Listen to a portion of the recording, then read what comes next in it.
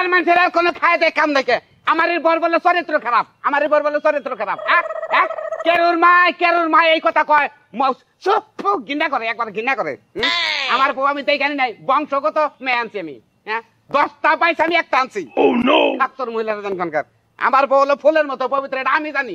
আমি 5 বছর ধরে ওরা ব্যবহার করতেছি, আমি জানি এটা। বউ সোনা নিশি সোনা মানে টিয়া বাকি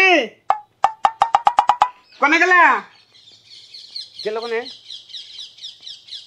টিয়া গুনা ছাড় দিল 10টা টিয়া খালি ক সোনা নাকি নিশি।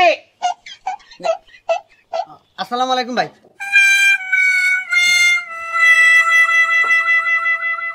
কি ব্যাপার, তুমি এই অসময় বাড়িতে?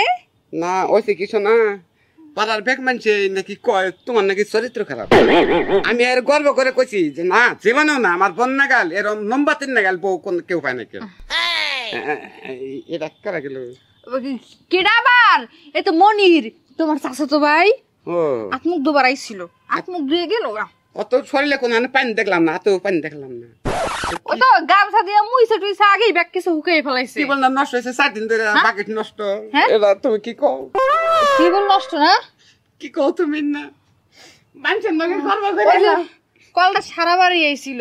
জানা বলে আত্মাও তো বানিয়ে গেছিল, সারা বানিয়ে গেছিল, সিলাই ফেলো কেন?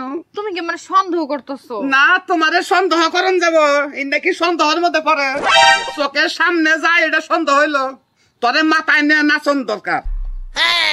ওই শালি শালি তোরে আমি তোর নিকে পাড়ার মানুষের নাকি নারাই করি, আমি নারাই করি যে আমার বউ পবিত্র, একবার ফুলের মতো পবিত্র। তুই আমার চোখের সামনে কারাবাই করে দিল ওটা।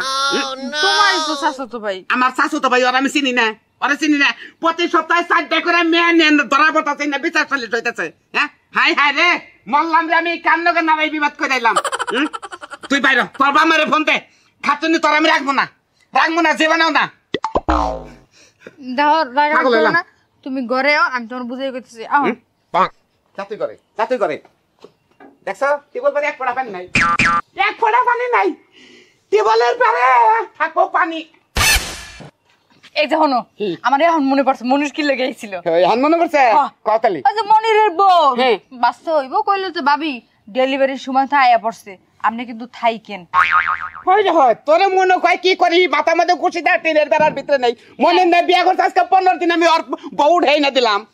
15 দিনে তাই বাচ্চা ওর 15 দিন না? ও বাচ্চা হবো না তো আমি ওই জানি কি আবল তাবল কইতেছি। ওই যে মনিরের বউ রস দিয়ে পিঠা বানাইছে, টাটকা রসের পিঠা।